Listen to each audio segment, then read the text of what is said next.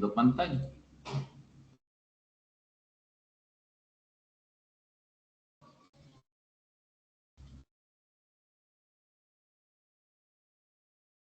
Ah, pero esta pantalla. Así me dejo. Listo. Bueno, están viendo mi pantalla, ¿cierto? ¿Dónde están ustedes? ¿Sí o no? ¿Me confirma alguien, por favor? Sí, profe, sí. Listo, bueno. Entonces, como les comentaba, esta es la primera sesión de la fase de planeación. Ya esta semana o el día de hoy termina la fase de análisis, ¿sí? Hoy es el cierre. Igual, pues, lo que les he comentado, pues, si se tiene evidencias pendientes, pues, obviamente se siguen trabajando hasta ponerse al día, ¿no? Pero es más un corte, pues, obviamente para tratar de que se quede todo al día, ¿cierto? Si quiero de pronto, algo de pronto de lo que estaba notando era, digamos que me preocupa un poco la ficha que termina en 13, ¿cierto? Porque más que todo son los que menos tienen participación o los que menos aprendices están al día. O sea, quiere decir que ya estamos, digamos, en un nivel muy bajo de participación en las actividades. La otra ficha, digamos, va mejor, tiene más participación, veo más aprendices, digamos, al día, pero la ficha, la 287-9713, la verdad estoy viendo que son muy poquitos los que están al día, digamos que actualmente son, bueno, no tanto al día, sino que están participando en las últimas actividades, actualmente son 7 aprendices, ¿sí? Digamos que por ahí estén unos 2 o 3 poniéndose en al día, estamos hablando de 10, ¿sí? Y pues obviamente empezaron ustedes, en la ficha empezaron 42. O sea, quiere decir que casi que un 25% o un 75% más bien de la ficha no está, digamos, activa en la ficha, ¿sí? No están entregando las cosas. Sí, o sea, es un nivel, pues digamos que podemos decir que deserción altísimo. Pues para mí, no sé, pues yo siempre le he comentado que no, que esta es la primera fichas virtuales, pues para mí eso es un nivel de deserción bastante alto, ¿sí? Entonces, pues sí, digamos, preocupa. No sé si eso sea normal, creo que puede ser normal en algunos casos, pero pues de todos modos para mí no, es algo que no sé, como que no me, o sea, lo tomo muy como personal, ¿no? Digamos, tener tanta deserción en una ficha. La otra ficha como tal, digamos que va un poco más alta, un poco más de participación. Con ellos, digamos que teniendo en cuenta este bloque que está acá, estamos hablando de 12, digamos que Danilo que se está poniendo al día, 13, sí, o sea, digamos que es un poquito más de aprendices al día, ¿sí? Entonces, y es igual, o sea, el nivel de, bueno, después entrar Karina y César, que ellos son de otra ficha, ellos vienen trasladados, son 47 aprendices. Entonces, digamos que es casi que el mismo porcentaje, pero son un poquito más en cuanto al tema de participación. ¿Listo? Pues la idea siempre es, muchachos, que ustedes están poniéndose al día si deben. Yo sí les pido de todos modos también de cierta manera paciencia, porque pues no puedo, digamos, siempre, digamos, decir, profe, es que tengo estas evidencias, usted me las puede habilitar. Muchas veces puedo, muchas veces no puedo porque ya voy organizando, digamos, esta semana, digamos que fue un poco atípica porque lo que fue martes y miércoles, básicamente la plataforma no funcionó para nada.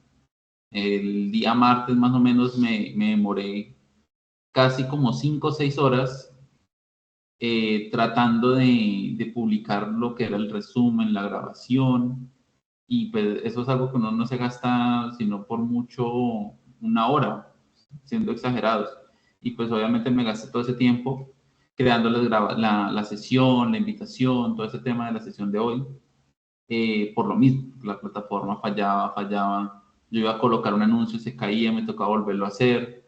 Bueno, o sea, eso fue un problema porque era muy lenta y la verdad eso hace que retrase muchas cosas, incluso las calificaciones. Hasta ayer ayer en la mañana estaba otra vez molestando. Ah, no, perdón, ayer en la mañana, no, ayer en la noche fue que empezó a funcionar, ayer en el día estuvo todo el día caído y digamos que eso retrasa un poco las calificaciones también, o sea, todas las actividades se están retrasando. Bueno, como estamos iniciando una nueva fase, ¿cierto? Entonces vamos a analizar, vamos a ver qué es lo que viene en esta nueva fase, la fase de planeación. Para hoy tenemos estas dos primeras actividades, voy a poner un poco más de zoom, que es un resultado de aprendizaje en torno a la parte de lógica de algoritmia, ¿sí? Entonces tenemos varias actividades, varias evidencias, que pues esta fase va desde el día de mañana, oficialmente sería el día de mañana, 16 de junio, y terminaríamos el 20, no, perdón, más adelante, el 26 de septiembre, ¿sí? Es una fase más bien corta, en comparación con análisis y con las demás. Es como una de las fases más pequeñitas.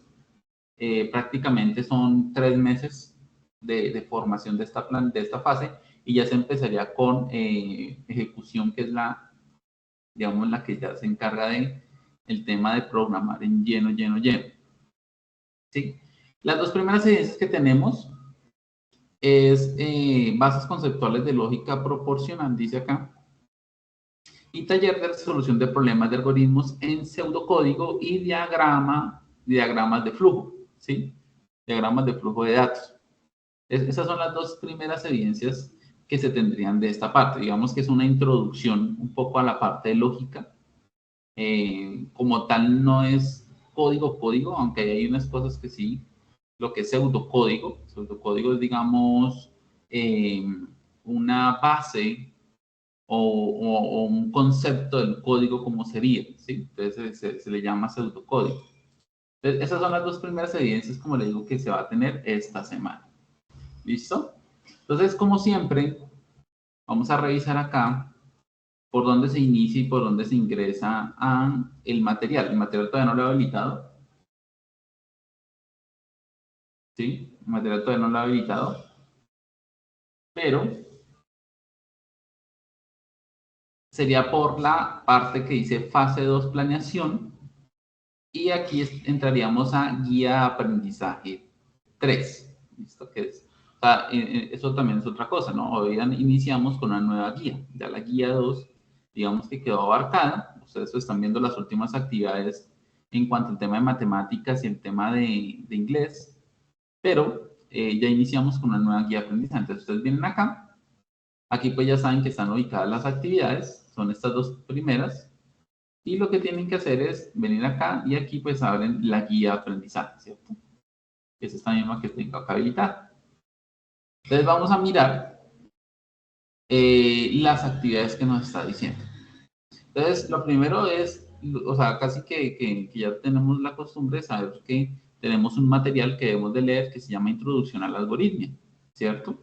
Y ya vamos a revisar dónde está. Y acá pues nos dice que tenemos una evidencia, ¿cierto? Que pues, la primera se llama bases conceptuales de lógica, que es esto. Y la otra es el taller. Entonces vamos a analizar un poco qué es lo que nos dice.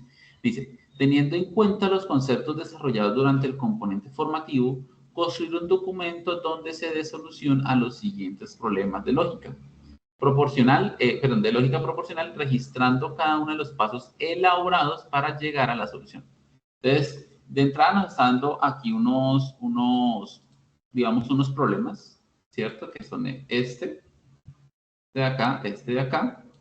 Pero entonces nos está pidiendo es que debemos desarrollar toda la solución o resolución de él de manera lógica, o sea, el paso a paso. ¿Sí? No es decir, es que esto es igual a esto y ya ahí salió, no. Es decir, cómo se empieza a desarrollar poco a poco cada una digamos, de los problemas y cómo es su resolución paso a paso. ¿Listo? Entonces, eso es básicamente parte de la idea. Y lo otro es construir la tabla de la verdad para las siguientes expresiones. Entonces, me imagino que en el material debe existir algo que hable del tema de la tabla de la verdad, que la verdad son conceptos muy sencillitos de esa parte conceptual o lógica de programación. ¿Listo?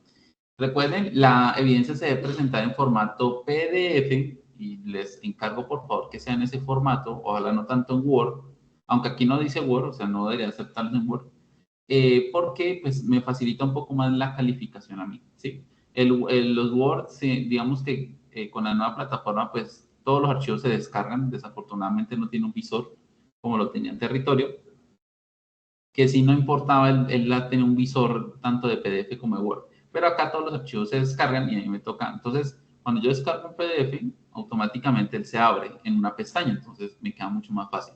Pero Word, cuando descargo, no se abre, toca buscarlo en la descarga y aparte de eso, pues se tiene que abrir el programa y pues es un poco más demorado, ¿sí? En ese tema, pues obviamente cualquier detallito, pues le vas a uno ahorrar tiempo. Entonces, esa es la primera evidencia que ahorita vamos a mirar un poco más el material, que es el que nos va a dar la información de cómo debe ser. Y lo segundo es taller de resolución de problemas de algoritmos en pseudocódigo y diagramas de flujo. Creo yo, si no estoy mal, que yo les pasé algún libro sobre el tema de diagramas de flujo. Y pues pseudocódigo es, digamos, algo muy similar a lo que hicimos con el EPP, los que han estado en esas, en esas sesiones, ¿no? Es algo muy similar. Como le digo, no es tanto de programar, sino es un poco más como de cómo se va a desarrollar o cómo tiene que ser la parte lógica de resolución de problemas. Dice, teniendo en cuenta las recomendaciones para el análisis de problemas desarrollado durante el componente formativo, en esta actividad se plantean algunos problemas, los cuales deben leer detenidamente para luego identificar los elementos de entrada y los resultados esperados. Adicionalmente, se introduce el tema de diagramas de flujo, para lo cual deberá realizar una investigación corta respondiendo a algunos lineamientos establecidos en esta actividad. Dice, elementos para tener en cuenta, para tener en desarrollo el taller. Sección 1. Teniendo en cuenta los siguientes problemas, identificar los posibles elementos de entrada y resultados esperados de cada uno. Entonces, por ejemplo, acá, se desea elaborar un algoritmo que permita identificar la cantidad de dólares equivalentes a una cantidad de pesos colombianos. Ahorita, digamos, volvemos a analizar el material, pero de entrada, lo que me está diciendo es algo que hacíamos en el EPP, ¿cierto? Y pues esa era digamos que esa era la idea de los que estuvieron en esas sesiones o vieron los videos, pues es eso, que esto que empezamos a ver, pues digamos que sea un poco más familiar a la hora de solucionar, ¿cierto? O de resolver las evidencias. Entonces, ahí básicamente lo que nos está pidiendo es como cuáles son los elementos de entrada, o sea, básicamente nos está diciendo es como cuáles son las variables donde se va a manejar. Entonces, si va a ser el nombre o cantidad o apellido, dirección o cargo, ¿sí? Eso es lo que está pidiendo como tal y cuál sería la salida. ¿Listo? Se desea elaborar un algoritmo que permita determinar la temperatura equivalente en grados centígrados a la cantidad de grados Fahrenheit, la cual actual esperan en la ciudad de Nueva York. Es algo muy similar. Suponiendo que nos encontramos descansando en una casa, o en nuestra casa, en una ciudad de Colombia, requiero hacer un plan detallado para llegar a tiempo a mi sitio de trabajo el día siguiente, ¿sí? Es un paso a paso, digámoslo así. Suponiendo que tengo habilidades en la elaboración de comida, necesito elaborar un arroz con pollo para 5 personas. Yo no sé si ustedes se acuerdan, voy a pasar esto para acá. Yo no sé si ustedes algunos se acuerdan que en algún momento hablábamos, bueno, creo que fue muy al principio y pues me acuerdo, o sea, tengo como muy reciente la información porque es lo que estoy orientando ahorita con la nueva ficha. Y es en el tema de los procesos, que yo les decía a ustedes que uno a veces en el día a día también tiene esos procesos, ¿cierto? Entonces, es como la forma en que uno hace las cosas. Entonces, pues digamos, siempre pongo el ejemplo de cuando uno se levanta, digamos, entre el momento de uno levantarse y salir de la casa para ir a estudiar o para ir a trabajar. Entonces, hay una serie de pasos, ¿no? Y pues obviamente cada uno de pronto tiene formas diferentes de hacer diferentes tareas durante ese punto, desde el momento en que se levanta, como le digo, hasta el momento en que sale de su casa. Entonces, son pasos que obviamente llevan una lógica que nosotros de pronto de manera por inercia hacemos, ¿no? Entonces, o sea, pongamos un ejemplo muy coloquial acá. Por ejemplo, uno no se pone la ropa y después se mete a bañar, ¿no? O sea, uno tiene un paso lógico, ¿cierto? En ese tema.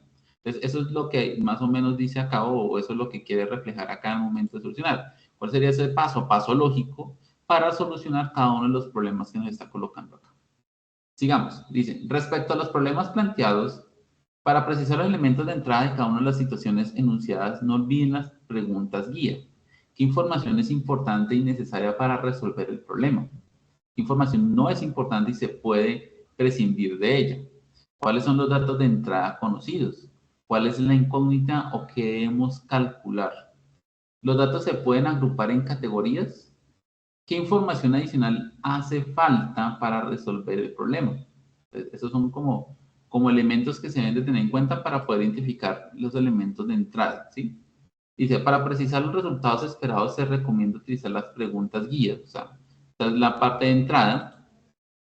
Al resolver esas preguntas, pues me dando la información de cuáles son esos elementos de entrada que se requieren en cada uno de los problemas. Y para los resultados, esas son las preguntas que me ayudan a mirar si está completo. ¿Qué información está solicitando?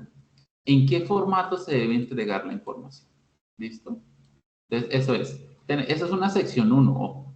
Hay una sección 2 que ya es ya la segunda parte, digámoslo así. Elabora una investigación corta usando los materiales disponibles en la biblioteca o internet respecto a los fundamentos para la resolución de problemas con algoritmos. Seleccione por lo menos 3 fuentes que le permitan resolver las siguientes preguntas. Definición de diagrama de flujo. O sea, ¿qué es un diagrama de flujo? Símbolos más importantes. Representativo, obviamente, el diagrama de flujo. Seleccionar uno de los problemas de la sección 1 y representarlo en su equivalente en diagrama de flujo. O sea, que tienen que escoger uno de los problemas que están acá y tienen que plasmarlo en un diagrama de flujo de datos. Los diagramas, pues, menos que ya los vamos a ver en el material, pero digamos que haciendo un recuento rápido, los diagramas son muy parecidos a los que se entregaron en la primera evidencia, en las primeras evidencias, que ustedes hacían unos rombos de decisiones, esos son diagramas de flujo, ¿sí? Entonces, pero obviamente acá ya se está aplicando de manera lógica, no tanto para describir procesos, pero sí, digamos, o bueno, sí, pues, o básicamente lo mismo, ¿no? Estamos describiendo procesos, pero pues obviamente no procesos de una empresa, de cómo funciona una compañía o una fábrica, sino procesos, digamos, de problemas un poco más, digámoslo así, de aprendizaje, ¿sí? Como son estos que están acá. Pero básicamente concluye lo mismo. Bueno, entonces dice acá que debe escoger uno de los que están de los problemas que está ahí y debe representarlo en el diagrama de flujo. O sea, convertirlo o hacerlo en diagrama de flujo. Respecto a los diagramas de flujo, dice referenciar las fuentes de información utilizadas para resolver cada una de las preguntas utilizando el formato de la norma APA. O sea que deben de colocar de dónde ustedes encontraron esta información. O sea, ustedes van a hacer una consulta, ¿cierto?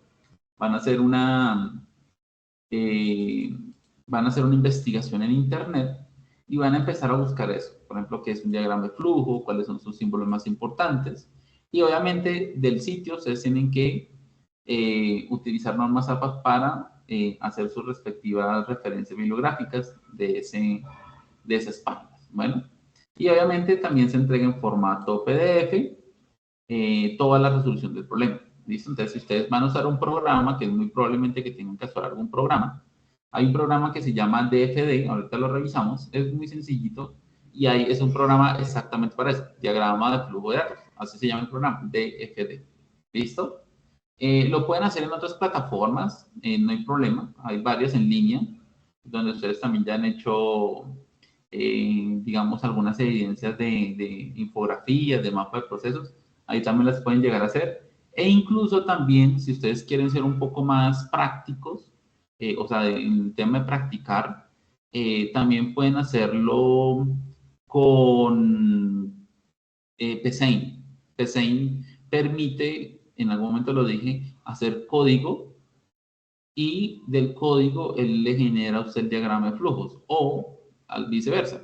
Pueden hacer el diagrama de flujos y él les va a generar el código de el ejercicio que ustedes están haciendo de lógica. ¿Listo? Ahí terminan las dos evidencias. Esas son las dos evidencias de esta semana. Entonces ahorita sí vamos a analizar un poco el material que nos dice acá que se llama Introducción a la algoritmia. Entonces vamos a revisar acá. Vamos a devolver un poco. Esperemos que cargue.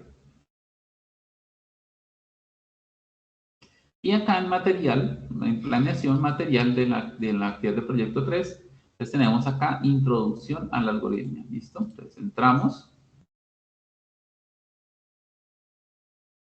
Esta es como la introducción, pero mire que vienen más cosas, ¿no? Codificación, análisis, solución y codificación. Entonces, introducción. Vamos a leer un poco el material.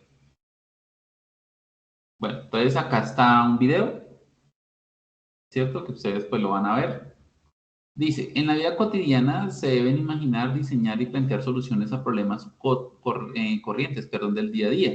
Por ende, muchas veces la estrategia divide y vencerás es empleada para afrontar la solución a esos problemas, la cual consiste en tomar un problema grande y segmentarlo en pequeños subproblemas o pequeñas metas, que son más fáciles de abordar y la unión logra la solución o a lo inicialmente planteado.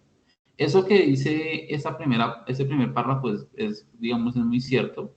Digamos que la forma más sencilla de darle solución a un problema, porque básicamente el desarrollar software en un concepto muy general es eso, darle solución a un problema, ¿no? Cuando usted está haciendo un software, le está dando solución a un problema. Entonces, cuando ese software es muy grande, porque se está resolviendo un problema muy grande, la forma de construir ese software es haciendo eso, dividiéndolo en pequeñas partes. Por eso se usan metodologías de desarrollo, que ya las hemos visto, que básicamente se enfocan hacia eso, hacia dividir todo en pequeñas partes para poderlo ir solucionando.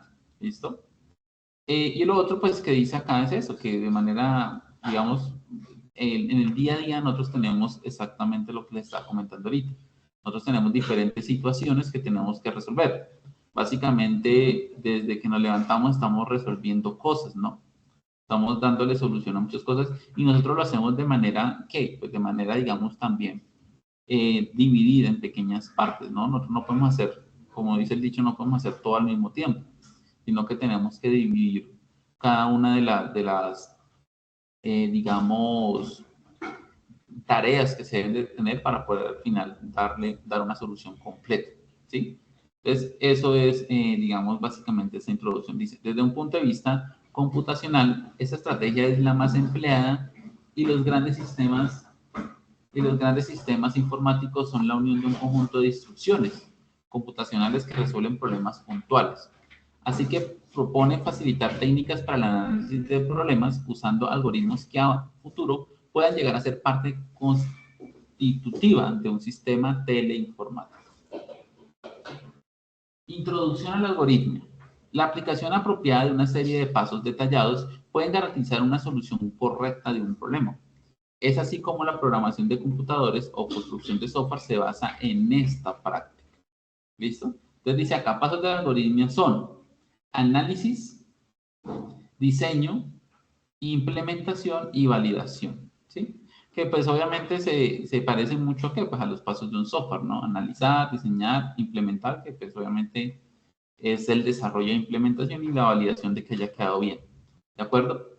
Y esto, si ustedes se dan cuenta, pues es básicamente lo que se hace también al momento de solucionar un problema, ¿cierto? Usted tiene un problema en su trabajo, un problema, digamos, cotidiano en la casa, usted hace todos esos pasos muchas veces, como le digo, de manera inconsciente, pero se llega a hacer eso. Entonces, digamos, usted dice, no sé, por ejemplo, salió un momento de la casa y se cerró la puerta, ¿cierto? Y usted no sacó llaves.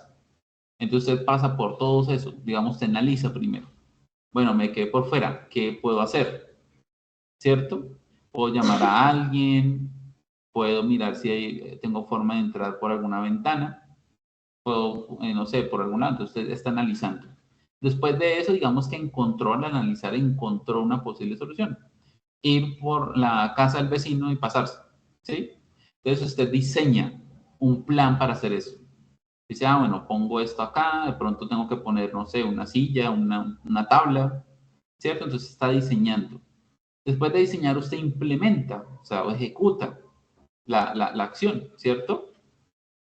Y, o bueno, implementar, y pues ahí está un tema de validación, de pronto pone usted algo para pasar, ahí lo está construyendo, está implementando, está haciendo, digamos, algo para pasar, y lo valida, ¿no? Antes de usted subirse, porque entonces ahí es donde entra la lógica, por eso todo este tema de algoritmo es lógica. Usted no va y se monta y una vez, no, ¿cierto? Usted primero revisa, que usted no se vaya a caer, que de pronto pues la tabla, digamos, como pensemos en una tabla, sea seguro, que de pronto aguante su peso, que sí, muchas cosas. Entonces, eso que usted hace ahí está resolviendo, como le digo, un problema cotidiano, bueno, no tan cotidiano, pero pues digamos que puede pasar en muchas cosas. Y así pasa con todo, ¿de acuerdo? Nosotros entonces cuando tenemos o encontramos un problema en nuestro día a día, nosotros pasamos por esos 4 pasos, ¿de acuerdo? Entonces, como le digo, problemas pequeños y problemas grandes. Cuando ya el problema es muy grande, ¿cierto? Cuando un problema ya es muy grande, entonces nosotros lo que hacemos es separarlo en pequeños fragmentos o en pequeñas tareas o problemas para resolverlo, pues obviamente poco a poco, ¿sí? Entonces, eso es. Eso, digamos, básicamente digamos, la parte inicial de lo que es algoritmo. Entonces dice que según la Real Academia Española, un algoritmo está definido como un conjunto ordenado y finito de operaciones. O sea, finito es que, no, que tiene cierta cantidad de pasos, no es infinito, sino finito, que permite hallar la solución de un problema. ¿Listo? O sea, tiene un conjunto de órdenes y obviamente de operaciones o una cantidad controlada o contada de pasos de operaciones para poder hallar solución a un problema. Es importante comprender que computacionalmente las máquinas están en capacidad de hacer unas pocas operaciones matemáticas muy básicas y sencillas, pero también se considera que computan enormes cantidades de estas operaciones en unidades de tiempo muy corto. Entonces, la solución de un problema utilizando computadores fácilmente se puede convertir en una enorme cantidad de pequeñas operaciones matemáticas, tal vez abrumadoras desde el punto de vista humano. Es por eso que se requiere la especialización de conjuntos de operaciones, las cuales se agrupan en pequeños procesos que componen la solución de un problema. Entonces, pues obviamente aquí ya se va eh, eh, al principio lo que era la computación, ¿no? La computación empezó siendo una manera, digámoslo así, de poder hacer cálculos matemáticos, pero un poco más rápidos. Los primeros computadores fueron diseñados básicamente para eso, para que analizara, ¿cierto? Para que analizara y, digamos, hiciera operaciones matemáticas mucho más rápido que el ser humano. Entonces, cuando el computador empezó a hacer eso, ¿cierto? Se dieron cuenta que podían avanzar más rápido en temas de velocidad, de pensamiento, de lógica, y ahí pues prácticamente es que partió todo el tema de la computación. ¿Listo? Hay un video acá que ustedes pueden ver para ampliar un poco la definición, y dice pensamiento algorítmico. Es así como un problema puede ser abordado de varias maneras y aportar la misma solución, pero lo que siempre tendrán en común es que para resolverlo usaron una secuencia de pasos ordenados. Por ejemplo, si se pasa una hoja de papel cuadriculado a los aprendices de una clase y se les pide que dibujen un cuadrado, sin levantar el lápiz, habrá quienes lo hagan de diferentes maneras y obtengan el mismo resultado como lo muestra la siguiente figura. Entonces ahí está, digamos, es una muestra muy sencilla, digamos, un estudiante inició desde acá, hizo esto, el otro estudiante hizo esto, el otro estudiante inició desde este punto, hizo esto, y este estudiante hizo esto. Pero básicamente hicieron pasos diferentes, pero obtuvieron el mismo resultado. ¿Sí? Cuando yo empecé a estudiar el tecnólogo, hace ya mucho tiempo, en el SENA se hacía algo que era una entrevista. ¿Sí? Los que pasaban de la primera fase se pasaban a algo que era una entrevista. Entonces, pues en ese momento todo era presencial, incluso la primera prueba era presencial, tocaba ir hasta el SENA a presentarla. Y me acuerdo mucho y nunca se me olvida que nosotros nos pasaban por grupos, nos hacían unas pequeñas preguntas de que, con quién usted vive y y por qué escogió el programa. Pero el instructor técnico nos hacía una pregunta y era, digamos, si usted llega a la casa, era como la situación, si usted llega a la casa, prende el bombillo, ¿cierto? El switch del bombillo y el bombillo no enciende, ¿usted qué hace? Era la pregunta, ¿usted qué hace? Entonces, obviamente nosotros entendíamos que debíamos darle una respuesta usando la lógica, ¿sí? Usando la lógica, digamos, de estos pasos. Entonces, obviamente, muchos empezaron a hablar, decir, no, pues yo voy y miro si los tacos están abajo. Entonces, el instructor, cada nada, digamos, nos confrontaba con una pregunta, ¿no? ¿Sí? Entonces decía él, por ejemplo, no, es que, o por ejemplo, alguien llegó y dijo, no, pues yo voy y cambio el bombillo, ¿sí? Entonces, el instructor dijo, ¿y usted por qué no fue y miró los tacos primero? ¿Qué tal que estuvieran abajo? ¿Sí? Ah, no, pues sí, claro, yo voy y miro los tacos. Ah, ok. ¿Y por qué no de pronto no miro en la calle? De pronto usted se dé cuenta que están sin energía o de pronto se dé cuenta que las demás casas sí tienen energía y usted no tiene energía, ¿sí? O no tiene luz. Ah, sí. Entonces, no, otro decía, no, yo voy lo cambio, me subo, o bueno, voy reviso, me miro en la calle y voy a cambiar el bombillo. Entonces decía el instructor, pero usted, ¿cómo va a hacer para cambiar el bombillo? No se subió a una mesa, no buscó una mesa. Ah, no, sí, entonces así era, o sea, entonces, ¿qué pasaba? Que uno con el tiempo, o sea, a medida que se iban respondiendo, se iba construyendo una serie de pasos lógicos, ¿sí? Y a la final, pues la respuesta, que pues obviamente no es la única, porque como dice acá, pues puede haber varias opciones, pero la respuesta básicamente era que usted llegaba, se aseguraba si había luz en las demás casas, si no iba a revisar los tacos, si digamos ya no los tacos, entonces usted buscaba una mesa o una silla, buscaba el bombillo de repuesto, y se subía hasta la silla, quitaba el bombillo, lo giraba, tocaba decir incluso que se giraba el bombillo, se entregaba el bombillo, se bajaba el bombillo dañado y se colocaba el otro y se empezaba a enroscar hasta que ya el bombillo estuviera bien y se apretaba, se bajaba uno de la silla y prendía el interruptor. ¿Sí? Básicamente era como el paso a paso y es eso. ¿Sí? Entonces, o sea, a la final, pues obviamente cada uno tiene una lógica distinta, ¿no? Y tiene formas diferentes de digamos, decir cuáles son los pasos lógicos a la hora de solucionar. Por eso el programar es tan complejo a veces que muchas personas tengan un mismo estilo, digámoslo así, o forma de programar, ¿no? Porque pues a la hora del TEI sí vamos a unir muchas partes de lo que hemos programado con otros compañeros y tiene que engranar perfectamente. Ahí es donde entra todo lo que vimos en la fase de análisis, que como le digo es metodologías, validación, ¿sí? Todo ese tipo de cosas. Y obviamente importantísimo, pues que se tenga una muy buena análisis de lo que se requiere, ¿de acuerdo? Entonces, básicamente es eso.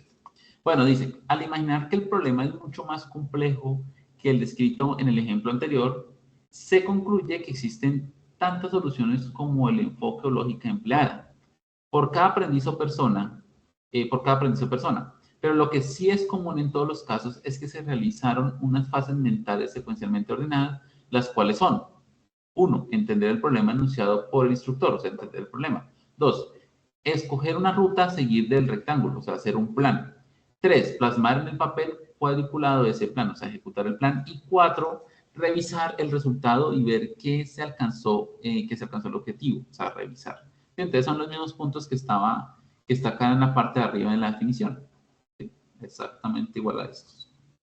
Dice, cuando el problema es muy complejo de resolver, muchas veces toca volver y analizar el problema, o trazar un nuevo plan o plasmar este nuevo plan una y otra vez, revisando los resultados y volviendo a analizar hasta encontrar la solución del problema.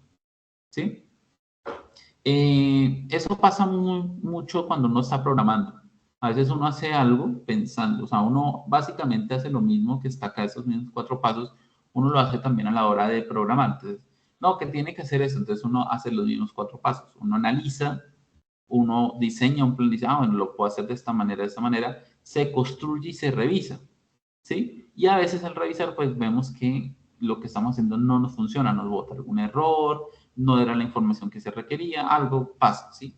Entonces, uno lo que tiene que hacer es volver a plantear, digamos, o sea, básicamente se empieza a repetir los mismos 4 pasos, se vuelve a analizar, ¿sí? Y en el análisis de pronto muchas veces se queda uno bastante tiempo revisando qué pudo haber pasado, cuál fue el error que se cometió, ¿de acuerdo? En esa parte de análisis muchas veces, digamos, una persona cuando programa vuelve, digámoslo así, incluso a buscar conceptos, a buscar en Internet, a buscar en YouTube, a buscar la documentación, a buscar código que uno mismo ha hecho, ¿sí? Y toda esa parte de análisis para uno poder entender o comprender qué es lo que está pasando, básicamente. Cuando uno ya comprende que es cuando uno dice, ya sé qué fue lo que pasó, hice esto y esto mal, entonces ya uno vuelve y empieza a hacer los mismos 4 pasos. Bueno, el segundo ya porque ya se hizo el primero, que es un análisis. Entonces vuelve y se hace un plan, se ejecuta, que en este caso ya será una ejecución de corrección y se revisa, ¿de acuerdo? Y si está bien, pues obviamente ya hemos resuelto un problema. Si está mal, pues toca volver a hacer el mismo ciclo, ¿no? Analizar, hacer el plan, ejecutar y revisar. ¿Listo? Entonces, básicamente eso. Dice, solución de problemas y programación. Los algoritmos son una herramienta que permiten describir claramente un conjunto finito de instrucciones. En el ámbito de la computación, los algoritmos son una herramienta que permiten describir claramente un conjunto finito de instrucciones ordenadas secuencialmente y libres de ambigüedad, que debe llevar a cabo un computador para lograr un resultado previsible. Vale la pena recordar que un programa de computador consiste en una serie de instrucciones muy precisas y escritas en un lenguaje de programación que el computador entiende, como es Logo, Java, Pascal, etc. ¿Listo? Entonces, dice acá, ejemplo 1 de un algoritmo. Dice, se propone diseñar un algoritmo para apagar una computadora. Ese es un algoritmo, ¿sí? Ojo, no estamos hablando de código, estamos hablando de algoritmos, de lógica. Apagar un computador. Primer paso, dar clic en el icono de inicio. Segundo paso, dar clic en el icono que dice apagar. Tercero, esperar que se apague completamente. Y cuarto, desconectar los cables del enchufe. Por ejemplo, yo no hago casi nunca hago la cuarta parte. Yo solamente llego hasta la parte 3, ¿sí? Y cuando yo estaba estudiando en el SENA, que tuve mi primer computador, había un quinto paso que era poner los forritos al computador. Poner el forrito al teclado, ponerle el forrito a la pantalla, poner el forrito a la torre, ¿sí? Entonces uno hacía todo eso, a la impresora, tenía uno los forritos, ¿no? Ejemplo 2, dice, se propone diseñar un algoritmo para cargar un celular. Entonces, primer paso, buscar el cargador, ¿sí? O sea, hay un paso previo. 2, agarrar el cargador. 3, agarrar el celular. 4, poner el enchufe en el celular. Quinto, sí, quinto, conectarlo al toma corriente. Sexto, esperar a que se ponga a cargar. Séptimo, desconectarlo del toma corriente. Y octavo, ponerlo en un lugar seguro. Por ejemplo, ahí hay un paso que yo lo hago al contrario, ¿sí? Lo hago diferente. Por ejemplo, poner el enchufe en el celular y después conectarlo. No, muchas veces yo primero lo conecto y después bueno, tal vez lo enchufo en el celular. ¿Sí? Ahí hay un paso diferente. Entonces, pero a lo que iba en la parte de arriba, ¿no? O sea, al final estamos obteniendo el mismo resultado, ¿sí? que es que tener el celular cargado. Entonces, eso es lo que hablaba ahorita de los cuadros que están ahí. ¿Listo? Entonces, es eso. José Fernando dice que él también le tocó en el colegio. Sí, en el colegio también tocaba arropar los computadores, ¿no? Y yo tenía pantallita ese protector que le ponen a la pantalla, ¿no? Protector de pantalla, ese que también se le colocaba a los televisores, ¿no? Tenía un computadorcito, era un Pentium 4. El antirreflejos, exacto, ese. La pantalla antirreflejos, ¿sí? Entonces, era eso, era todo blanco. O sea, era un computador bastante viejito. Tenía 256 de RAM, y después pasó a 512 de RAM, y un disco de 40 gigas, procesador Pentium 4. Era el computador. Bueno, dice, con base en los ejemplos anteriormente planteados, se puede concluir que un algoritmo debe ser realizable. Dice, el proceso algorítmico debe terminar después de una cantidad finita de pasos. Se dice que un algoritmo es inaplicable cuando se ejecuta con un conjunto de datos iniciales y el proceso resulta infinito o durante la ejecución se encuentra con un obstáculo insuperable sin arrojar un resultado. O sea que todo algoritmo tiene que ser realizable, o sea, debe tener una cierta cantidad de pasos, ¿cierto? Y debe tener, pues, obviamente una entrada, un proceso y una salida, ¿cierto? O sea, debe dar un resultado al final. Si no da un resultado o se queda en un paso infinito, pues no es realizable. Comprensible, dice, debe ser claro lo que hace, de forma que quien ejecute los pasos, ser humano o máquina, sepa qué, cómo y cuándo hacerlo. Debe existir un procedimiento que determine el proceso de ejecución. Entonces, obviamente debe ser claro, debe de comprenderse bastante, eh, digamos, el algoritmo que se ha realizado, ¿no? Para que obviamente otra persona, sea un humano o sea una máquina, pueda comprender lo que usted le está, lo que usted ha dicho que va a ser el algoritmo. Y preciso, dice, el orden de ejecución de las instrucciones debe estar perfectamente indicado. Cuando se ejecutan varias veces con los mismos datos iniciales, el resultado debe ser el mismo siempre. La precisión implica determinismo. Bueno, esa parte de preciso, pues yo creo que casi todo algoritmo es preciso, ¿no? O sea, a lo que él dice ahí, digamos, es, por ejemplo, que usted hizo un algoritmo para sumar y que pues al colocar 2 y 2, pues de 4, ¿no? No que en una después de 4.5, otro día de 6. No, tiene que dar siempre el mismo valor, ¿de acuerdo? A eso es a lo que él dice con preciso. Bueno, aquí está, dice acá fases para elaborar un programa de computador. Entonces está analizar el problema, diseñar el algoritmo, traducir el algoritmo y depurar el programa, ¿sí? Y pues dice que entre todas hay una relación de conexión entre cada una de las fases. Análisis del problema, entenderlo, dice. Con los programas de computador siempre tienen por objetivo resolver problemas muy puntuales. Lo primero que se debe realizar para resolver es lograr una mejor comprensión posible de los datos. Para realizar esta actividad se debe primero formular claramente el problema. 2, especificar los resultados que se desean obtener con la solución. Y 3, identificar la información disponible en los datos. Esa parte, muchachos, es importante, yo creo que es muy crucial y pues por eso es toda esa fase de análisis, ¿no? Porque digamos, si ustedes ven acá, esto nosotros lo encontramos en dónde? Al momento en que se define un requerimiento funcional, ¿no? O una historia de usuario. Es la que nos da toda esta información. Entonces, cuando usted va a hacer un código, cuando usted va a programar, debes comprender muy bien qué es lo que está haciendo. O sea, comprender qué es lo que necesita que el código haga, ¿de acuerdo? Tiene que usted contextualizar en qué está haciendo, de qué proyecto, de qué software. Tiene que también tener claro cuáles son esos datos de entrada y qué son esos datos de entrada, ¿no? No solamente que diga ICHJF. Y usted, no, sí, ICHJF, ya. No. Bueno, ¿y eso qué es? ¿Es un código de qué? ¿O es un código para qué? O sea, uno como programador tiene que conocer muy bien cada uno de esos datos de entrada y saber qué es lo que hacen. Y pues como dice acá también, saber cuál es la finalidad que se debe tener con ese problema, con ese pequeño algoritmo. ¿Listo? Entonces dice, formular el problema. Dice, a continuación, algunas preguntas previas a la formulación del problema. Dice, ¿es posible definir de forma más clara el problema? ¿Qué palabras no son conocidas o se desconocen su significado? ¿Se ha resuelto antes algún problema similar? ¿Qué información es importante para resolver el problema? ¿Qué información no es importante y se puede omitir? Eso está en la guía, ¿no? En las actividades. Básicamente es para conocer un poco mejor en la situación o el problema que se debe colocar, ¿sí? Entonces, bueno, son como cosas que una vez se plantea cuando está iniciando, pero pues básicamente eso es algo que uno, puedo decirlo, uno lo hace a veces por inercia, ¿no? Entonces, ese tipo de preguntas se resuelven. Dicen, ejemplo, don Juan necesita decidir cómo comprar un teléfono celular que cuesta 870,000 pesos de contado o 980 de crédito. Él tiene 630,000 pesos en efectivo. Dice, luego de realizar las preguntas previas se puede concluir. Con el efectivo que tiene don Juan, no se alcanza para comprar el teléfono celular de contado. Entonces, él tiene dos opciones.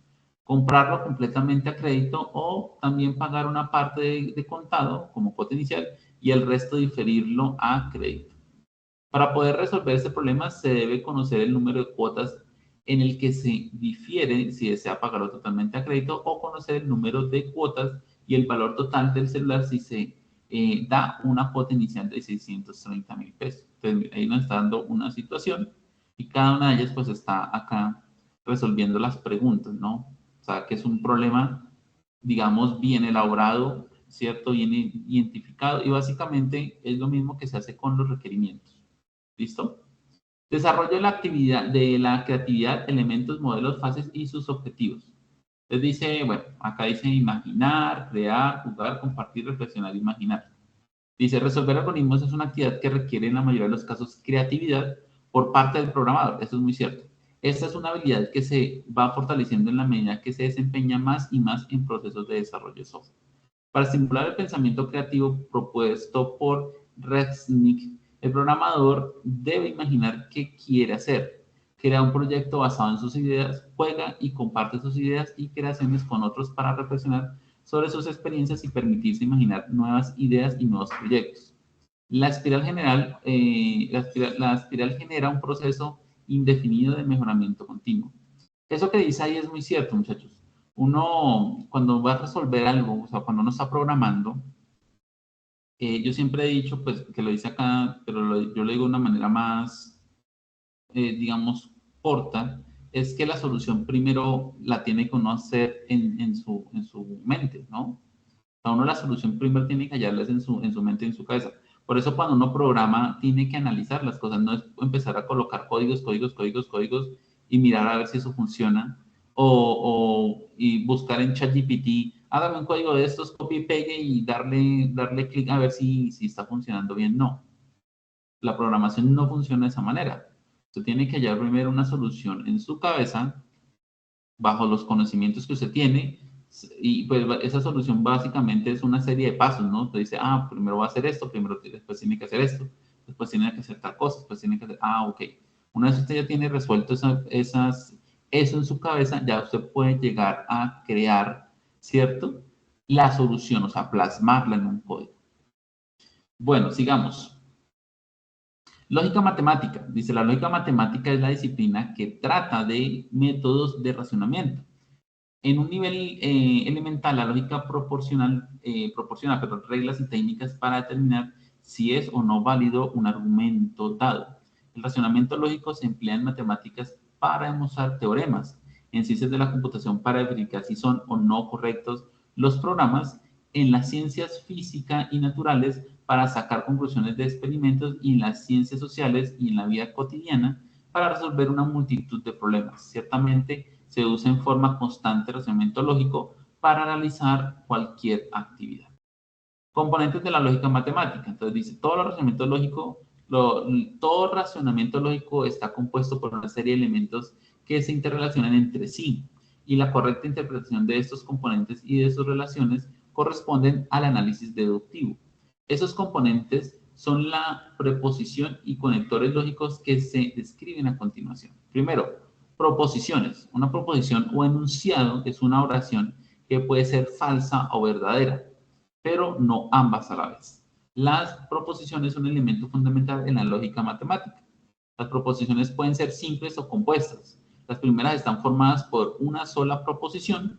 Por el contrario, las proposiciones compuestas están conformadas por dos o más proposiciones unidas por un conector. Nosotros ya hicimos algo de eso en LPP, ¿no? Cuando decíamos los sís. Hay una respuesta correcta, verdadera o falsa, que puede ser de solamente un solo elemento, o sea, una sola pregunta, o puede ser de muchas preguntas. A continuación se muestra una serie de ejemplos de proposiciones válidas y no válidas. Con esto se explicará por qué algunos enunciados no son proposiciones. Para los enunciados anteriores se determina lo siguiente. Entonces, P y Q son proposiciones simples válidas porque pueden tomar un valor verdadero o falso. Entonces, miramos acá. P, por ejemplo. La Tierra es plana, dice acá. ¿Sí? Q, menos 17 más 38 igual a 21. ¿Sí? R, hola, ¿cómo estás? Y S, lava el carro, por favor. ¿Sí?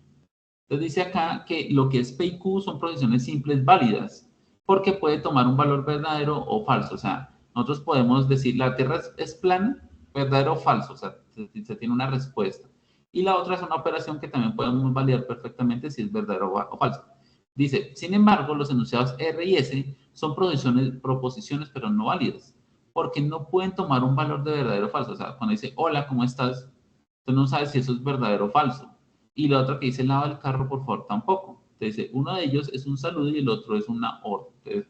Entonces, no tiene forma uno de determinar si estos dos últimos son verdaderos o son falsos, ¿no? Conectores lógicos y proposiciones compuestas. Dice, existen las proposiciones compuestas, que son las que se componen de varias proposiciones, o sea, de varias de las que están acá arriba, de estas, ¿sí? Las cuales utilizan para su conexión operaciones o conectores lógicos que son operador AND, que es el mismo y, conjunción, o sea, de unión, y el OR y el NOT, que ya lo hicimos o ya los vimos en el EPP. Conecta dos proposiciones que se deben de unir para que se pueda obtener un resultado verdadero. Esto se representa por medio de este símbolo, ¿sí? Que parece una casita. Entonces, ¿qué es lo que dice ahí? Que con un AND nosotros podemos unir, conjunción, podemos unir una proposición. O sea, por ejemplo, estos dos, que son los únicos válidos que están acá arriba. Entonces, ahí es donde más adelante me imagino acá muestra la famosa tabla de la verdad. Entonces, por ejemplo, la Tierra, pongámosle que les diga la Tierra es redonda, entonces ponemos verdadero, ¿sí? Y esta sería 21, esta también es verdadera. Entonces digamos que al decir la Tierra es redonda y ahí es donde entra el operador y o AND, que se conoce más que todo como AND por el tema en inglés, AND y AND menos 17 más 38 igual a 21, entonces ¿qué pasa? Que ahí nos está diciendo que si los dos son verdaderos. Pero me pongo por acá. Por ejemplo, la Tierra es redonda. ¿Sí? Entonces la Tierra es redonda, entonces ponemos verdadero. ¿Listo? Y la otra operación, menos 17 más 38 igual a 21. Incluso aquí solito me lo está respondiendo. Pero no quiero que me lo responda. Dejémoslo aquí. No puedo cambiarlo. Bueno, ahí dice verdad. Entonces, sí, entonces verdadero. Entonces, como son dos preposiciones, nosotros tenemos que unirlas. Tiene que haber un conector. Entonces, ese conector que nosotros usamos puede ser el y, ¿cierto? Sí, estoy mostrando la pantalla de Excel. Entonces, ese es el y.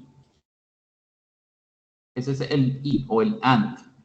¿Listo? Espérame un segundo, dejo de compartir y vuelvo y comparto. Espérame un segundito.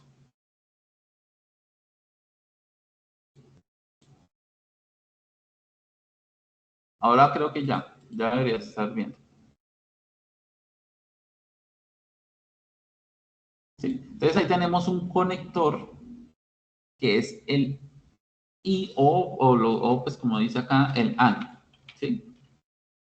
Entonces, ¿qué pasa? Que ahí se compone, o sea, aquí tiene que existir unas reglas que es la famosa tabla de la verdad. En este caso, verdadero y verdadero me da al final verdadero. La respuesta que me importa es esta que está al final. ¿Listo? ¿Listo? Entonces es eso. Si es, digamos que acá diga que la Tierra es plana, entonces me va a decir que es falso. Entonces, falso y verdadero me da falso. ¿Listo? Entonces, para eso hay una tablita que se llama tabla de la verdad, que es la que me dice qué resultado me da acá dependiendo de esto. ¿De acuerdo? Entonces, es eso. Ahora dice que José Fernando dice que no ve ahorita.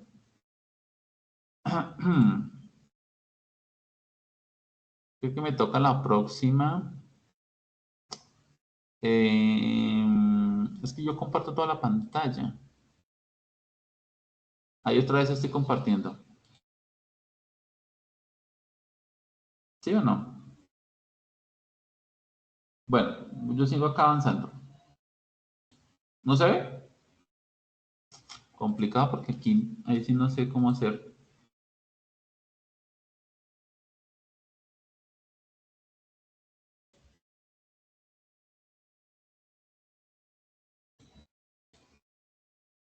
Como no puedo tener el Teams en el computador, que la cuenta del Sena no me deja. Ahí ahorita. No, profe. ¿No se ve? ¿Y esta pantalla se ve? ¿La del navegador? No, no, señor, está totalmente en negro. Complicado. Ahí se ve la de Teams, los que estamos conectados, profe. Sí, pero ustedes sí ven su parte. Y, espérame, a ver, permitir. Y ahí, No, señor, nada. nada. Nada. Complicado. Que no sé, yo lo que hago siempre es dejar de compartir y ya ahí.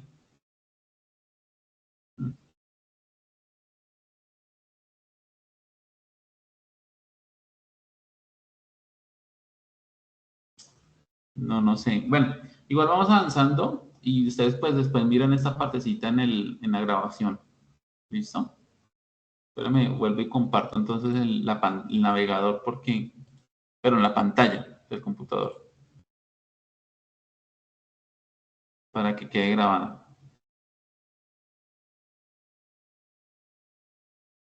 Es que no sé por qué no confío, yo no confío de estar en Teams desde el navegador, la verdad no sé.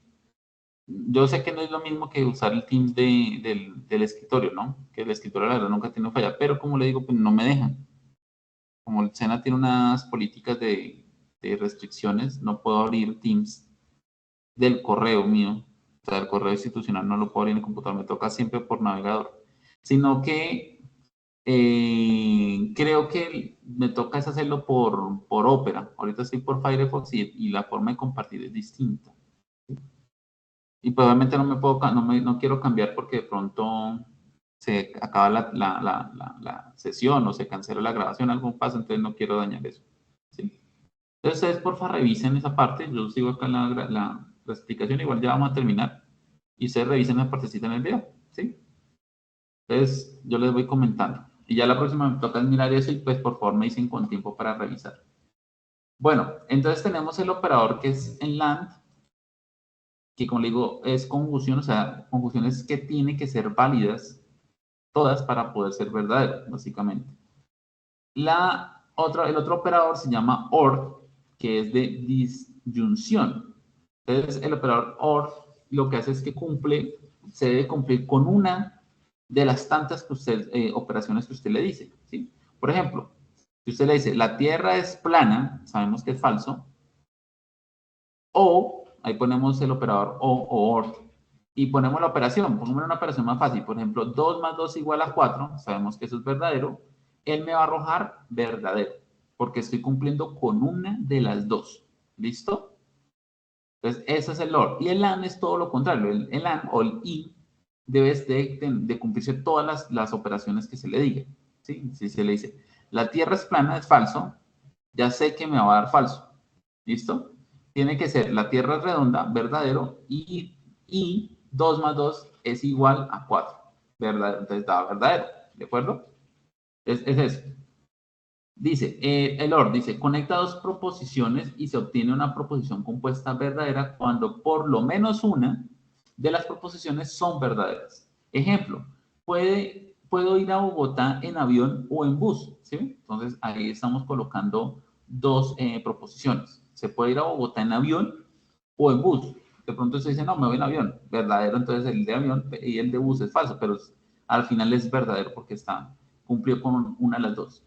Puede entrar al estadio si compro mi boleta o si tengo un pase de cortesía, ¿sí? Entonces, usted puede entrar al estadio si compra su boleta o tiene un pase de cortesía. Una de las dos. Voy a desayunar con huevos revueltos o huevos pericos. También, una de las dos se cumple. ¿Listo? La de la I se me olvidó ponerle la del I se me olvidó ponerles los ejemplos. Dice, nuestra bandera es de color amarillo, azul y rojo. ¿Sí? Ahí están las tres. Incluso ahí están metidas tres. ¿Qué pasa si, por ejemplo, cambio el azul por otro color, verde? Ya no es la bandera de Colombia. ¿Sí? Entonces, tiene que cumplirse las tres. El número 9 es mayor que 7 y menor, ahí está el I, y menor que 12. ¿Sí? Entonces, el número 7 es mayor que 9, perdón, es mayor que 7, sí, verdadero. Y es menor que 12, sí, también es verdadero. Entonces, al final es verdadero. ¿Listo? El carro enciende cuando tiene corriente eléctrica y gasolina en el tanque. O sea, tiene que tener las dos para cumplir que en este carro es que el carro se encienda. ¿Sí? Por último está el operador not o negación. Dice, su propósito es negar una proposición, es decir, que si tenemos una proposición verdadera, al aplicarlo, ese tipo de operador se obtiene la negación, es decir, el falso. El not lo que hace básicamente, para resumirles, es cambiar, o sea, hacer lo contrario a lo que usted haya hecho. ¿Sí? Por ejemplo, si usted dice 2 más 2 es igual a 4, eso es verdadero. Pero el not, ¿cierto? Lo que hace es cambiar eso. O sea, que si me arroja verdadero, lo convierte en falso. ¿Listo? Entonces, o la Tierra es plana, es falso. Pero con el not yo lo puedo volver en verdadero. ¿Sí? Entonces, si yo coloco, por ejemplo, not, que es negación, not, la Tierra es plana, y 2 más 2 es igual a 4, me va a dar verdadero. ¿Por qué? Porque la primera, la Tierra es plana, es falso, pero el not lo convierte a verdadero, lo vuelve lo contrario, ¿cierto? Entonces es verdad, termina siendo verdadero. Y 2 más 2 es igual a 4, es verdadero. Entonces, y como hay un i, las dos se deben de cumplir, entonces al final me da verdadero. ¿Listo? Tabla de verdad. Dice, una estrategia de la lógica que contiene como objetivo determinar la validez de varias propuestas en alguna situación, es decir, determina las condiciones necesarias en las que un enunciado es verdadero. Estas condiciones se representan con una tabla de verdad que determina el valor de verdadero de todas las proposiciones que componen la situación, así como la explica el principio de bivalencia. Una proposición puede ser verdadera o falsa únicamente cuando ambas, perdón, nunca ambas, perdón, leí mal. Una proposición puede ser verdadera o falsa únicamente, nunca ambas. O sea, una de las preguntas, por ejemplo, la Tierra es plana, puede ser verdadero o puede ser falso, pero nunca puede ser ambas, ¿listo? Algunas consideraciones. A, el valor de una proposición verdadera se representa con el símbolo de B, de verdadero, o con 1. El valor de una proposición falsa se representa por F o con un 0, ¿listo? Que es muy parecido a los valores booleanos, ¿se acuerdan de NLPP? Existe una tabla de verdad para cada uno de los conectores lógicos. Lo que se tiene que evaluar para responder si una proposición compuesta es verdadera o falsa es el estatus actual de la proposición simple. A continuación se muestran las tablas de la verdad. Entonces, una tabla de la verdad, bueno, acá están en el material, si ustedes están viendo el material o están viendo acá la pantalla, entonces aquí nos muestra. O si no, pues ustedes pueden perfectamente buscándolo en internet. Ustedes buscan tabla de la verdad y les aparece, pero esta, por ejemplo, está muy completa, ¿no? Entonces, por ejemplo, lo que les decía. Por ejemplo, verdadero y verdadero da verdadero, ¿cierto? Verdadero y falso da falso. Esta primera que está acá es la de la conjunción y, que es donde tiene que cumplirse todo. Por ejemplo, verdadero y verdadero da verdadero. Verdadero y falso da falso. Falso y verdadero también da falso. O falso y falso pues también da falso, ¿cierto? Entonces, en la i, la única que es verdadera es la que, donde todas se cumplen, o sea, donde todas son verdaderas. Dice acá, o puede ser, pues entonces ya vemos la misma tabla, la verdad, pero representada en unos y ceros. 1 y 1 es 1, o sea, verdadero y verdadero es verdadero. 1 y 0 es 0. 0 y 1 es 0 también. Y 0 y 0 es 0. ¿Listo? Con la O es diferente, porque en la O una de las dos tiene que cumplirse. Entonces, por ejemplo, verdadero y verdadero, verdadero. Verdadero y falso, verdadero, porque se está cumpliendo la primera. Falso y verdadero también es verdadero porque está cumpliendo la segunda. Y falso es la única que me da falso porque no se está cumpliendo ninguna. Y pues obviamente vemos lo mismo con sus respectivos números. Y la negación, ¿no? Entonces la negación dice acá que verdadero, pues al negarse se vuelve falso y el falso al negarse se vuelve verdadero. Entonces, el 1 se vuelve 0 y el 0 se vuelve 1. ¿Sí? O sea, es algo muy, muy sencillo. Existe otro tipo de conectores que se llaman proporciones condicionales, aquellas que están formadas por dos proposiciones simples o compuestas por P y Q, la cual se representa y se lee en la siguiente manera. P, Q se lee como si P, entonces Q. Bueno, sí, esas son un poco más avanzadas. ¿Sí? Bueno, entonces aquí hay varios ejemplos. Por ejemplo, si no llueve, se arruina la cosecha. Ese tipo de proposición se conoce como la condición ¿para qué? De manera que para que no se arruine la cosecha se requiere que llueva. P, por ejemplo, P es la primera respuesta si no llueve y Q se arruina la cosecha. Al aplicar el operador PQ, su tal de verdad quedaría de la siguiente manera. Entonces, P verdadero, Q verdadero, entonces da verdadero, o sea, es el de entonces. Verdadero, P verdadero, Q falso, da falso. P falso, Q verdadero, da verdadero. Y falso da verdadero. ¿Sí? Eso es por el entonces, una condición, si entonces. ¿Listo? Eso es para que ustedes de pronto la miren un poco más detenidamente. Y la analicen para, digamos, pues, cuando se usa el entonces. Espérenme por acá. Ejemplo 2. Hay 3 ejemplos, ¿no? Ejemplo de la lluvia, el de buen estudiante y la paloma que vuela. Y ahí están las famosas tablas. Ejercicios de lógica proporcional. Espérenme, miramos acá. Se necesita personal femenino que sepa Microsoft. Sí. Dice, a continuación se pretenden a manera de ejemplo algunos ejercicios con su respectiva solución que permite identificar un problema, reconocer los datos de entrada y los procesos a ser aplicados como estrategia a seguir con la utilización de la lógica proporcional en la identificación y solución de problemas. Entonces el ejercicio 1 dice eso, se necesita personal femenino que sepa Microsoft Office o G Suite. Para dar solución al enunciado anterior, se realizan las siguientes actividades. Paso a seguir, identificar el problema. Descomponer el enunciado en proposiciones atómicas. Evaluar los posibles casos derivados del enunciado anterior. Determinar los casos donde se cumpla la condición y hacer la selección de las personas de acuerdo con el requerimiento. Entonces lo que dice es que bajo ese enunciado estamos teniendo un problema y pues se nos están dando los pasos para poderlo resolver, que es dividir los problemas en pequeños fragmentos, mirar si hay alguna situación derivada que se pueda presentar, ¿cierto? Y determinar en qué caso se cumple para poder hacer la selección del personal. Entonces dice solución. Identificar el problema. Se trata de buscar o contratar personal femenino que sepa utilizar Microsoft Office o Google Suite. Bueno, G Suite es Google Suite. 2. Descomponer el enunciado. Entonces, se descompone en proposiciones atómicas del enunciado. Cuando está separado del contexto del problema, se llaman proposiciones atómicas. Entonces, por ejemplo, primero, es personal femenino, es lo primero que requiere. 2. Debe saber Microsoft Office. 3. Saber utilizar la suite de Google. ¿Sí? Entonces, ahí se está, el enunciado o el problema se ha dividido en 3 partes más pequeñas.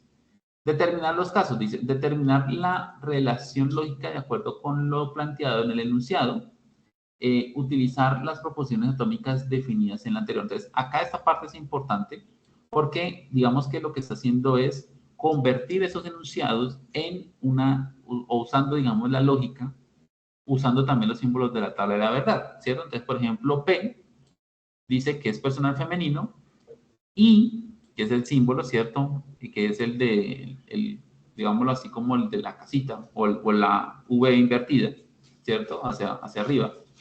Entonces, I, y entre paréntesis está Q, que es que Office, la B se representa como O, el símbolo de O, no confundir que sea verdadero o no, sino el símbolo de O, ¿cierto?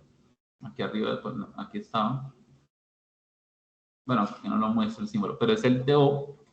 Y la R, que es el de Google. Entonces, ¿qué está diciendo acá?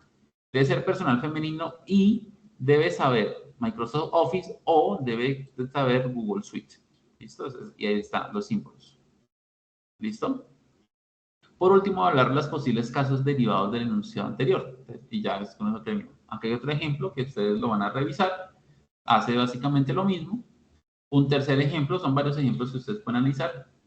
Y ya con eso se termina. ¿Sí? Entonces, básicamente, este primer material, muchachos, nos habla de los principios de lo que es la lógica de programación, lo que es la algoritmia, los pasos que se deben de tener y pues algunos ejemplos ya involucrando lo que es la tabla de la verdad. No nos habla todavía nada de diagramas de flujo, porque si ustedes ven la evidencia en la guía, lo que nos está diciendo es que hagamos como una investigación y pues básicamente también de una vez los pone a que hagan un poquito de diagrama de flujo de datos. ¿Listo? Entonces, los diagramas de flujo de datos tienen una simbología que pues no son difíciles. Un símbolo para entrar datos, uno de decisiones, uno de imprimir, ¿cierto? Y básicamente ustedes ya, digamos, lo vieron en las primeras evidencias, hay algo del material de diagrama de flujo, es básicamente eso. Entonces, ustedes tienen que transformar el problema, como dice acá, transformar el problema en un diagrama de flujo de datos. De la primera evidencia, pues tenemos unos enunciados acá, que son los que ustedes tienen que resolver, pero tienen que desglosar el problema como lo está mostrando aquí en la parte final, ¿sí? Que tiene que sacar los pasos, tiene que también, o los pasos que están acá, que es identificar, descomponer, determinar los casos y evaluar. ¿Listo? Y eso con esto, y pues aparte eso construir la tabla de la verdad para estas expresiones que están acá. ¿De acuerdo? Que una es AND y otra es o OR. ¿De acuerdo? Entonces, básicamente esa es la evidencia, muchachos. ¿Listo?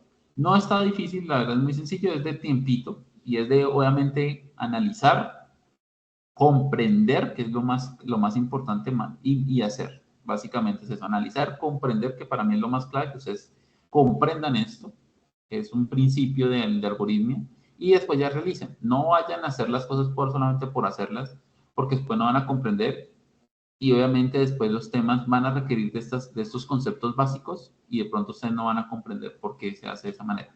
¿Listo? No sé si tengan alguna pregunta. Profe, buenas noches, ¿cómo está? Buenas noches, José.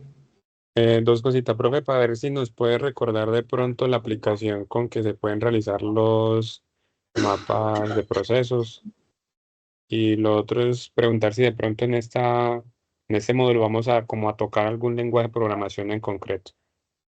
El primero es un programa ¿para qué? Que era para hacer los diagramas, que le De dice a uno flujo. como el paso a paso o el código. Listo. Hay dos programas que los bajan acá en el video.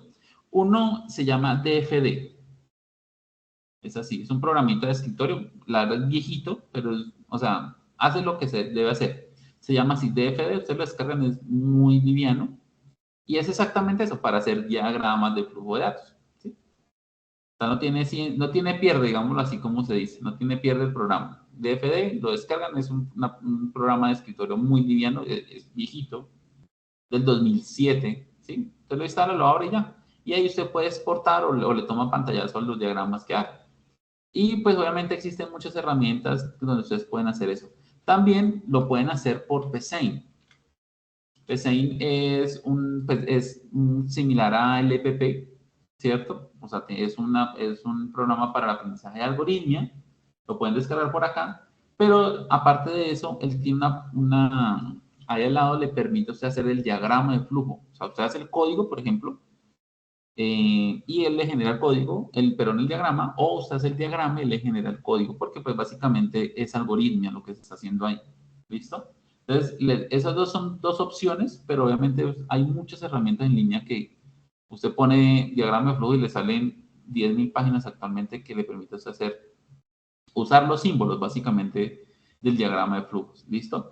En cuanto al tema de lenguajes, no, creo que todavía, no sé, la verdad no estoy seguro si en esto se alcanza a ver algún lenguaje.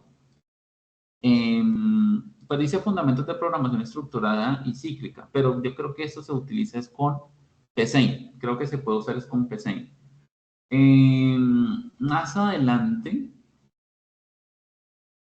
esto es más conceptual, eso aquí volvemos nuevamente a lo que es UML, ¿sí? Diseño de modelo conceptual y lógico de acuerdo a los casos de estudio, taller de conceptos y principios de programación. Bueno, acá, por ejemplo, ya se habla de taller de conceptos y principios de programación orientada a objetos. Aquí ya tenemos que entrar a programar, o sea, más o menos a mediados de julio se tiene que empezar a ver algo de, al menos al menos para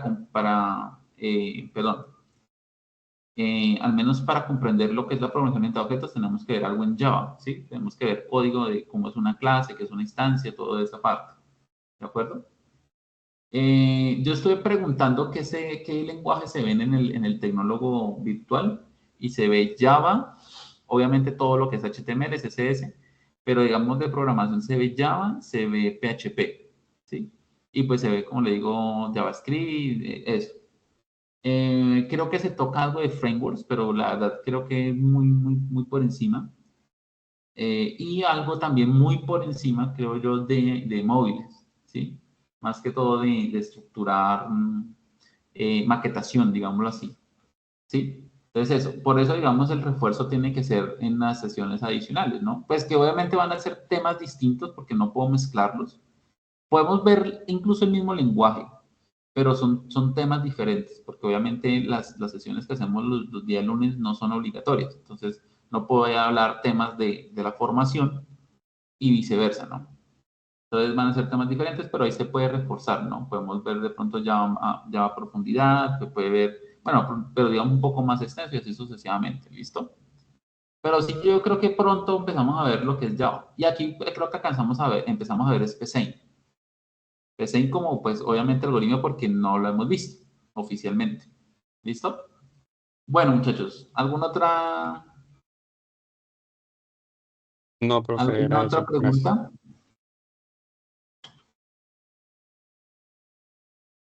Bueno, ¿alguien más?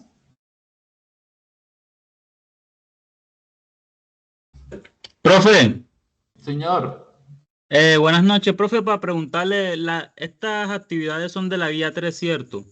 sí, señor, exacto. Y usted no la va a pasar mañana. Esas están en plataforma, lo que no está es habilitada, pero esas están acá en plataforma. Ah, ok, Lo que están profe. es ocultas, pero yo ahorita las desoculto, organizo esto y ya ustedes pueden entrar a ver el material y todo. Ah, ok, profe, muchas gracias. Listo. Bueno, muchachos, ¿alguna otra pregunta? ¿Ninguna más? Bueno, entonces nos hablamos la otra semana. Vamos a ver cómo les va con esta primera acercamiento a algoritmia. Yo sé que les va a ir muy bien. Como les digo, no es un tema difícil, es un tema, digamos que como todas las evidencias son como muy poco a poco, ¿no? Entonces, no son problemas complejos ni nada. ¿Listo? Entonces, nos vemos la otra semana, nos hablamos el lunes, ¿cierto? El lunes volvemos con las sesiones de programación, que ya iniciamos los primeros pinitos en HTML, y pues dentro de 8 días con las sesiones, obviamente, en línea, pues, semanales. ¿Listo? Sí, profe, muchas gracias. Listo, muchachos. Una feliz noche. Nos estamos hablando. Les encargo las evidencias, por favor. Les encargo que no las dejen en borrador. ¿Sí? Esas cositas. Bueno, feliz noche, muchachos. Que estén bien. Listo, profe, muchísimas gracias, que esté bien. Chao, Feliz chao. noche, profe, igualmente. Igualmente. Chao, muchachos.